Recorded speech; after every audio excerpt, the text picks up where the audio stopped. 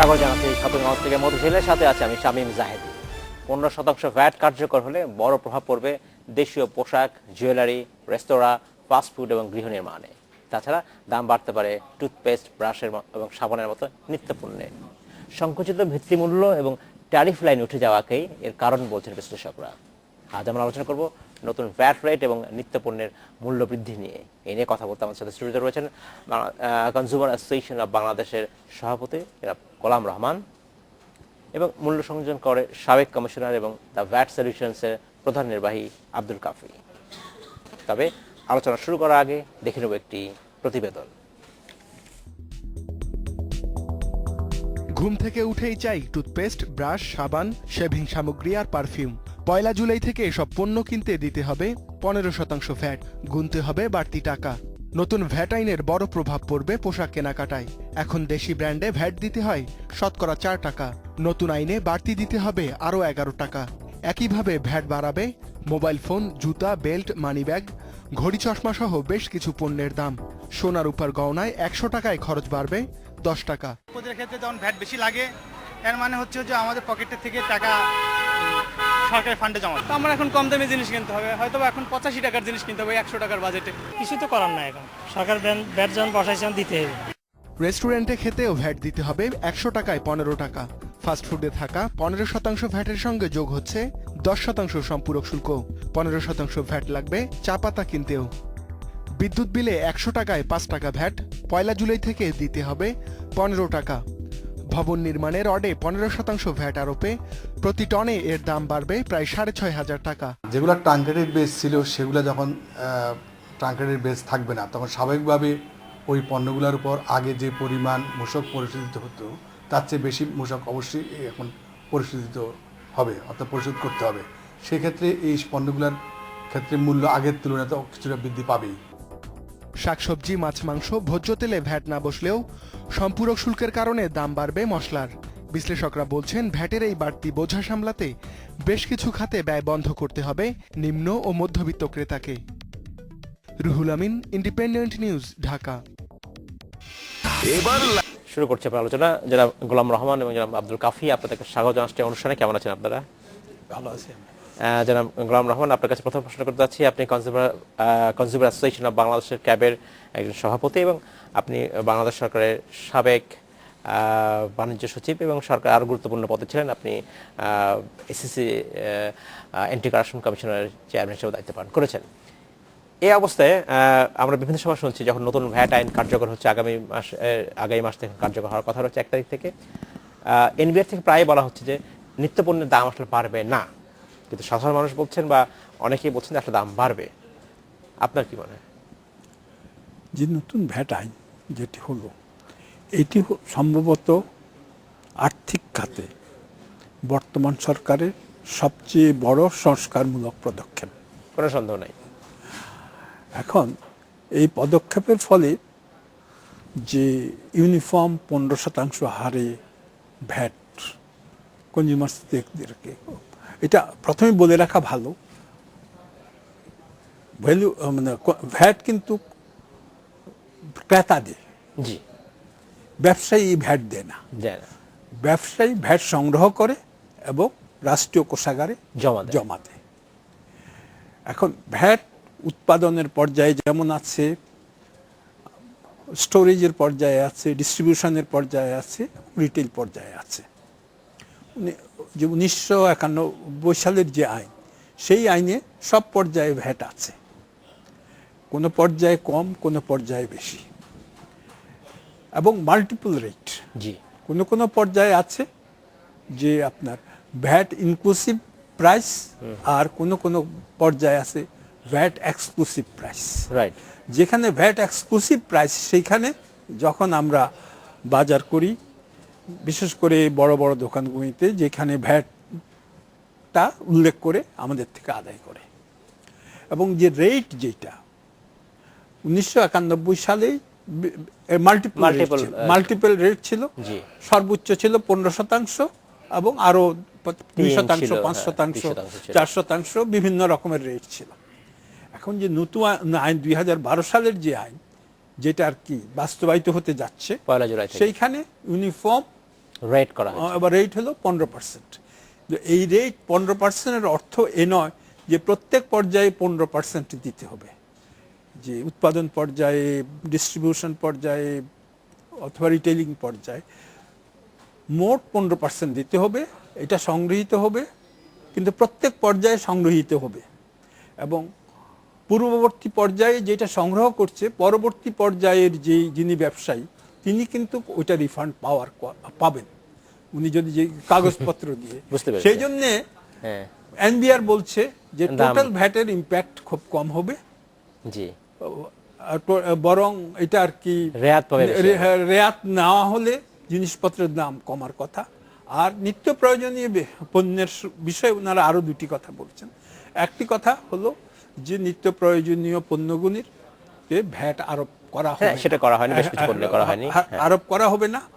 আর দ্বিতীয়ত যে মাসে অ্যাভারেজ 3 লক্ষ টাকা পর্যন্ত যে বিক্রেতার বিক্রি 30 তার লক্ষ, উপরে 3 লক্ষ 36 লক্ষ হলো বছরে, অ্যাভারেজে 3 লক্ষ, হ্যাঁ, 3 লক্ষ। তার উপরে কোনো ভ্যাটই আর করা হবে না।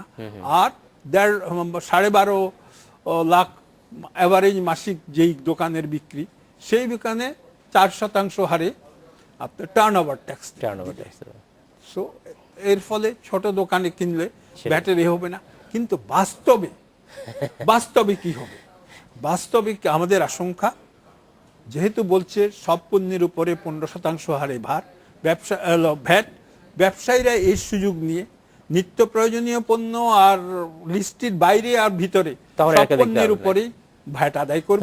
ধন্যবাদ জনাব রহমান। আমি আপনার কাছে ফিরে আসবো। জনাব আব্দুল কাফি, আপনার কাছে জানতে চাচ্ছি যে বাস্তবে কি হবে। জনাব গোলাম রহমান কিছুটা বলেছেন, এনবিআর এর একজন সাবেক কমিশনার হিসেবে এবং আপনার ভ্যাটেরই সাবেক কমিশনার ছিলেন। আপনার অভিজ্ঞতা কি বলে যে টেকনিক্যালি ঠিক আছে, যারা ব্যবসা তারা আসলে রেয়াত পাবেন বা তারা ভ্যাট নেবেন, কিন্তু এন্ড ইউজারের ক্ষেত্রে আর কি হবে? আমি ছোট্ট একটা উদাহরণ দিই। আমি আমার বাসার বিদ্যুৎ বিলটা আমি দেই, আগে যেখানে দিতাম আমি 5% ভ্যাট, এখন তা আমাকে দিতে হবে 15% ভ্যাট। দাম তো আসলে খরচ তো বাড়লোই আমার। আমি আপনার প্রশ্নটা দিয়েই শুরু করি। জি, সেটা হচ্ছে জাতীয় রাজস্ব বোর্ড থেকে বিদ্যুৎ বিভাগকে একটি পত্র দেওয়া হয়েছে যে ভ্যাটের যে অংশটুকু সেটা যেন তারা অ্যাবজর্ব করে গেজেট নোটিফিকেশন করেন, যাতে করে ভোক্তা বিদ্যুতের বিলটা তাদের বেশি দিতে না হয় আগের চেয়ে। যদি সেটা করা হয় সেক্ষেত্রে আপনার বিদ্যুতের ক্ষেত্রে কোনো ইফেক্ট হচ্ছে না। দ্বিতীয়ত, আপনি আগের যে প্রশ্নগুলো বলেছেন এবং স্যার যে বিষয়গুলো উপস্থাপন করেছেন, সেখানে এটা এনবিআর যে দাবিটা করছে সে দাবিটা কাগজে কলমে ঠিক আছে, থিওরিক্যালিও ঠিক আছে, কিন্তু সমস্যাটা হচ্ছে যে ব্যবসায়ীদের একটা বিরাট অংশ যারা বিশেষভাবে ভোক্তাদের সাথে সরাসরি কানেক্টেড, কারণ বড় ইন্ডাস্ট্রিগুলো ভোক্তাদের সাথে কিন্তু ডাইরেক্টলি কিন্তু বিজনেস করছে না, বিজনেস করছে হোলসেলার, রিটেলার তারা। এখন তাদের ক্ষেত্রে এখন চালান দেওয়ার যে প্র্যাকটিস, যে সংস্কৃতি, সেই সংস্কৃতিটা কিন্তু সত্যিকার অর্থে গড়ে ওঠেনি। আমরা যখনই কোনো ব্যবসায়ী সম্প্রদায়ের আলোচনায় যাই তখনই তারা কিন্তু এটা বলে, আমি যেখান থেকে কিনি সেখানে তো কোনো চালানপত্র পাচ্ছি না। সত্য কথা। তো ফলে এই চালানপত্র পাওয়ার সংস্কৃতি চালু করতে একটা সময় দরকার আমি মনে করি, এবং এটা সরকারি 5 জন কর্মকর্তার পক্ষে এটা কিন্তু বাস্তবায়ন করা সম্ভব নয়। এই জন্য ব্যবসায়ীদের যে সমস্ত অ্যাসোসিয়েশন আছে, ট্রেড বডিজ আছে, সেগুলোকে এগিয়ে আসতে হবে। তারা যদি এগিয়ে না আসে যে তাদের একজন মেম্বার ভ্যাট দিয়ে ব্যবসা করবে আর 7 জন ভ্যাট না দিয়ে ব্যবসা করবে, এই যে লেভেল প্লেইং ফিল্ডের যে অভাব, এটা থাকলে তো তাদের ব্যবসারও ক্ষতি এবং ভ্যাটের ক্ষেত্রেও একটা বিরাট ব্যত্যয় হবে, যেটা বাস্তবায়ন করতে অর্থাৎ এই চালানের সংস্কৃতি তৈরি করতে যে সময়টা দরকার সেই সময় কিন্তু কনজিউমার কিন্তু সুবিধাটা পাবে না। কনজিউমারের কাছ থেকে কিন্তু যারা হোলসেল রিটেল লেভেলের বিক্রেতা তারা কিন্তু 15% হারে বাড়তি অর্থ আদায় করবে, এই আশঙ্কাটা রয়ে যাচ্ছে। ধন্যবাদ জনাব রহমান। এই যে চালান সংস্কৃতির কথা বলছিলেন জনাব কাফি, এই চালান সংস্কৃতি হতে কি কদিন লাগতে পারে? উনি বলছেন অন্তত এক বছরের কথাই বলছিলেন না। আপনার কি মনে হয় এটা?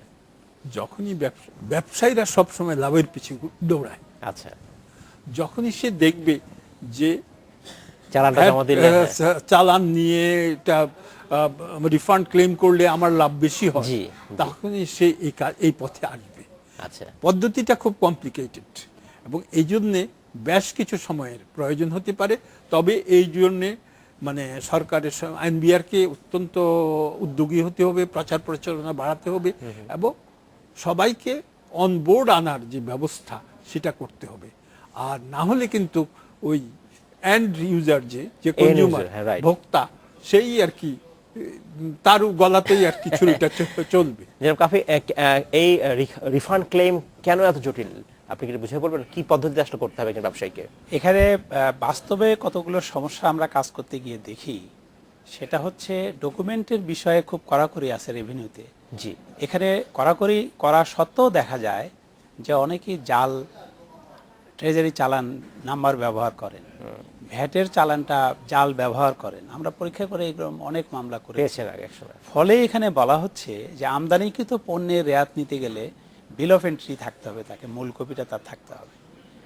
আর যদি সে লোকালি কোনো পণ্য ক্রয় করে কোনো ভ্যাট প্রদানকারী কোনো প্রতিষ্ঠান থেকে, সেখানে তাদের ভ্যাটের চালানটা থাকতে হবে। যদি চালান না থাকে তাহলে সরকারের ঘরে ওই টাকাটা যায়নি, কিন্তু সরকারের ঘর থেকে সে মাইনাস করে ফেললো, তাহলে সরকার তো এখানে রেভিনিউ মাইনাস পাচ্ছে। জি, তো এর ফলে এই রিবেটের বিষয়টা একটু কড়াকড়ি কারণেই যে ডকুমেন্ট থাকতে হবে। আপনি একটা অর্থ ক্লেম করছেন যে আপনি এই টাকাটা দিয়েছেন, অথচ আপনি টাকাটা দেননি, সে কারণেই কিন্তু এই কড়াকড়িটা ডকুমেন্টটা থাকার যে বাধ্যবাধকতা, এটা ওয়ার্ল্ড ওয়াইড প্র্যাকটিস। এটা শুধু বাংলাদেশে তা না, এটা ওয়ার্ল্ড ওয়াইড প্র্যাকটিস।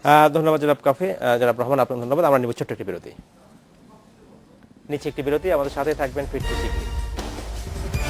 স্বাগত আরেকবার খাতুনগঞ্জ থেকে মধ্যশিলা। আজ আমরা আলোচনা করছি নতুন ভ্যাট রেট এবং নিত্য পণ্যের মূল্য বৃদ্ধি নিয়ে। এ নিয়ে কথা বলতে আমাদের সাথে স্টুডিওতে রয়েছেন কনজিউমার অ্যাসোসিয়েশন অব বাংলাদেশের বা ক্যাবের সভাপতি গোলাম রহমান এবং মূল্য সংযোজন করের সাবেক কমিশনার এবং দ্য ভ্যাট সলিউশন লিমিটেডের প্রধান নির্বাহী আব্দুল কাফি। জনাব কাফি এবং জনাব গোলাম রহমান, আপনাদেরকে স্বাগত জানাচ্ছি আরেকবার। জনাব রহমান, আপনার কাছে জানতে চাচ্ছি যে এবারে ভ্যাট আইনের আরেকটা উল্লেখযোগ্য দিক হচ্ছে যে গত বছর যখন বা এর আগের বছর যখন ভ্যাট মুক্ত পণ্যের পরিমাণ ছিল তা অনেক বাড়িয়ে প্রায় 1000 করা হয়েছে এবং একটা অভিযোগ এসছে যে এর মধ্যে অনেক পণ্যই আছে যেটা আসলে খুব নিত্য পণ্য হিসেবে গৃহীত হয় না। যেমন ধরা যাক ক্যান ফুড বা ক্যান্ড আমদানিকৃত মাছ, এগুলো আসলে আমরা সেই অর্থে ব্যবহার করি না। এই ধরনের পণ্য আসলে বাড়ানো দরকার কি ছিল? আর কি লিস্টটা বড় হয়েছে আপনার এইচএস কোড অনুযায়ী তো আর কি লিস্টটি তৈরি করেছে। আচ্ছা। একটা ব্রড হেডিং এর মানে অধীন আওতায় অনেকগুলি ছোট ছোট পণ্য, অনেকগুলি পণ্য থাকে। যখন এনবিআর লিস্টটা তৈরি করেছে কোনো একটা ব্রড হেডিং এর আওতায় সব পণ্যকেই আর কি অন্তর্ভুক্ত করেছে, এটা হয়তো প্রয়োজন ছিল না। শুধু যেইটি মানুষের সত্যিকারে ব্যবহার করে সেইটি করলে এটা ভালো হতো। এবং আবার কিছু কিছু পণ্য আছে যেগুলি হয়তো নিত্য প্রয়োজনীয় পণ্য, এই তালিকায় আসে নাই। এখন তো আলোচনা হচ্ছে আপনার সংসদে। এই সংসদের আলোচনার সময় আমাদের সংসদ সদস্যরা তো জানেন মানুষ কোন পণ্যটি ব্যবহার করে, কোন পণ্যটি ব্যবহার করেন না। তারা যদি একটু কষ্ট করে পরীক্ষা নিরীক্ষা করে যেসব পণ্য সাধারণ মানুষ, নিম্নবিত্ত মানুষ, নিম্ন মধ্যবিত্ত মানুষ ব্যবহার করেন সেগুলি সব ইনক্লুড করেন, আর যেসব পণ্য আদতে আমদানিও হয় না, দেশে ব্যবহার হয় না, সেগুলি বাদ দেন, তাহলে এই যে তালিকা, এটা বিশ্বাসযোগ্যতাটা বাড়বে। আরেকটা কথা আমি বলতে চাই যে সাপ্লিমেন্টারি ডিউটি বেশ কিছু পণ্যে বাড়ানো হয়েছে এবং তার অনেকগুলি আর কি নিত্য প্রয়োজনীয় পণ্য, যেমন টুথপেস্ট অথবা মশলা অথবা সাবান, এগুলি যে নিত্য প্রয়োজনীয় পণ্য নয় এটা তো কেউ বলবে না। আচ্ছা, এগুলির উপরে যে সাপ্লিমেন্টারি ডিউটি বসানো হয়েছে এটা অযৌক্তিক এবং এইসব শিল্পকে দেশে প্রোটেকশন দেওয়ার কোনো প্রয়োজন আছে বলে আমার মনে হয় না। এবং শিল্পকে প্রোটেকশন অনির্দিষ্টকালের জন্য দেওয়ারও কোনো যৌক্তিকতা নাই। ভোক্তার স্বার্থ, ক্রেতার স্বার্থ অবশ্যই দেখতে হবে। এই যেসব পণ্যের আপনার নিত্য প্রয়োজনীয় পণ্যের উপরে সাপ্লিমেন্টারি ডিউটি বসানো হয়েছে এইগুলি তুলে নেওয়া দরকার এবং যাতে ভোক্তারা কিছুটা সুফল ভোগ করতে পারে। ধন্যবাদ জনাব আব্দুল কাফি। আপনাকে জানতে চাই এবারের ভ্যাট আইনে পজিটিভ দিক কি? আমরা তখন নেগেটিভ বিষয়ে আলোচনা করলাম। জি জি জি, এখানে অনেকগুলো পজিটিভ দিক আছে। যেমন প্রথম বলবো আমি, পণ্যের ক্ষেত্রে আগাম কর জমা দিতে হতো, তাহলে যারা কোটি কোটি টাকা জমা দেয় তারা এই কোটি কোটি টাকা কি শত কোটি টাকা তাদের আগাম জমা দিতে হতো। পণ্য খালাস করার আগেই ট্রেজারিতে ডিপোজিট হয়ে তাদের অ্যাকাউন্ট কারেন্ট রেজিস্টারে এটা তুলতে হতো। এখন কিন্তু কোনো ক্ষেত্রেই আগাম জমা দেওয়ার প্রয়োজন নাই। তিনি পরবর্তী মাসে যখন রিটার্নটা দাখিল করবেন, জি। অর্থাৎ এটা হচ্ছে জুন মাসের রিটার্ন দাখিল হবে জুলাই মাসের 15 তারিখের মধ্যে। 15 তারিখের মধ্যেই তিনি টাকাটা জমা দিয়ে 15 তারিখে রিটার্নটা জমা দিতে পারবেন। সো তিনি 1 তারিখ 2 তারিখ 3 তারিখ এভাবে যে টাকাগুলো তিনি মানে পণ্যগুলো ক্লিয়ার করবেন, তার পেয়েবল ট্যাক্সের টাকা কিন্তু তাকে আর জমা দিতে হচ্ছে না, সেই টাকাটা তার ক্যাশে থাকছে। তিনি এটা ট্রেজারিতে ডিপোজিট করার সময় কিন্তু পাচ্ছেন প্রায় 1.5 মাস। অর্থাৎ খুব যদি আমি খোলামেলা বলি, তার ক্যাশটা কিন্তু গরম করবে এই টাকাটা, এবং এই টাকাটা কিন্তু কোনো কোনো ক্ষেত্রে অনেক ব্যবসায়ী হয়তো ব্যবহারও করবে, তার জন্য কাজে লাগবে, ওয়ার্কিং ক্যাপিটালের একটা সুবিধা তিনি পাবেন। সরকার তাকে এই পরিমাণ ট্রাস্ট করেছে, এটা একটা বড় সুবিধা যে আগাম জমা দেওয়ার প্রয়োজন নাই। তার যে পরিমাণ ট্যাক্স হবে সেই আগাম জমা দেওয়ার ফলে আরেকটা জিনিস হতো, তিনি পণ্য ক্লিয়ার করছেন হয়তো 5 কোটি টাকার, জমা দিতে হয়েছে ধারণা করে 7 কোটি টাকার, 2 কোটি টাকা আইডেল পড়ে থাকছে। এরকম অনেকেরই কিন্তু অ্যাকাউন্ট কারেন্ট রেজিস্টারে লক্ষ লক্ষ কোটি কোটি টাকা কিন্তু আইডেল পড়ে আছে, এবং এনবিআর কিন্তু বলেছে যে আপনারা 30 জুনের মধ্যে এই ব্যালেন্সটা শূন্য করার চেষ্টা করেন। কিন্তু অনেকেই আমাদের জানা মতে শূন্য চেষ্টা করেও করতে পারছে না, কারণ তার অত পণ্যের খালাস তো এখন নাই। আচ্ছা, এটা একটা বড় দিক। আরেকটা হচ্ছে যে 36 লাখ টাকা পর্যন্ত কোনো ট্যাক্সই দিতে হতো না, যেটা আগে ছিল হবে না, যেটা আগে এরকম কোনো সিলিং ছিল না। 30 লক্ষ না, আগে কিছুই ছিল না। 30 লক্ষ টাকা কিন্তু প্রস্তাব ছিল, নতুন আইনেরই বিধান ছিল, নতুন আইনের বিধান ছিল, সেইখানে দাবি করে ওই আইনটাকেই সংশোধন করে 36 করা হচ্ছে। আচ্ছা, তার মানে 36 লক্ষ টাকা পর্যন্ত no VAT, no turnover tax. আচ্ছা, নাম্বার 1। 36 লাখ টাকার উপরে কিন্তু 1.5 কোটি টাকা পর্যন্ত যদি বার্ষিক টার্নওভার হয়, তাহলে এটার বিধান ছিল টার্নওভার ট্যাক্স 3%, এখন করা হয়েছে সেটা 4%। আচ্ছা, তার কিন্তু মিনিমাম ডকুমেন্ট রাখতে হবে, এবং তিনি সহজ সিস্টেমে 4% ট্যাক্স কিন্তু দিতে পারবেন। এখন এখানে কিন্তু 36 লাখের এই সুবিধা 1.5 কোটি পর্যন্ত টার্নওভারের ফলে যারা স্মল এন্টারপ্রেনিয়র যেগুলো আছে তারা, এবং প্যাকেজ ভ্যাট যারা দিত, তাদের প্রবলেমটা কিন্তু মোস্টলি আমি মনে করি অ্যাড্রেস হয়ে যাচ্ছে। এখন এনবিআরকে এখানে যেটা করতে হবে, 36 লাখ টাকা পর্যন্ত একজন আসে কিনা, আসলে 1.5 কোটি হয় না বেশি হয়, এটার একটা টার্মস অফ রেফারেন্স এবং এটা নিয়ে একটা সব সময় নীতি পদ্ধতি থাকে আর কি। যে আচ্ছা, আরেকটা হচ্ছে আমার হাতে সময় একদম কম, যে সংখ্যা। আচ্ছা, রেয়াতের পরিধিটা অনেক ওয়াইড করা হয়েছে, আগে অনেক শর্ত ছিল, রেয়াত নেওয়ার ক্ষেত্রে শর্তগুলো একদম মিনিমাম করা হয়েছে। আচ্ছা, আর একটা হচ্ছে যে আপনার রিটার্ন কারেকশনের কোনো সিস্টেম ছিল না, রিটার্নে ভুল হতে পারে, আচ্ছা, রিটার্ন দেরিতে দেওয়ার কোনো প্রভিশন ছিল না, এখন সেটা করা এখন কমিশনারের মাধ্যমে রিটার্ন দেরিতে কিন্তু করতে পারবে। তারপর অনলাইন সার্ভিস ব্যবস্থা, তারপরে রিটার্ন জমা দেওয়া, টাকা জমা দেওয়া, এভরিথিং অনলাইন করা যাবে। ধন্যবাদ জনাব আব্দুল কাফি, আপনাকে অসংখ্য ধন্যবাদ। জনাব গোলাম রহমান, আপনাকে ধন্যবাদ। আজকে শেষ করতে হচ্ছে, ভবিষ্যতে নিশ্চয়ই আপনার সাথে আমরা আবার কথা বলবো। আপনাকে ধন্যবাদ, এবং অগণিত দর্শক শ্রোতাকেও ধন্যবাদ। এই ছিল আজকের মধ্যে খাবার থেকে মধ্যে ছিল। আমাদের সাথেই থাকবেন, দেখা হবে আবার।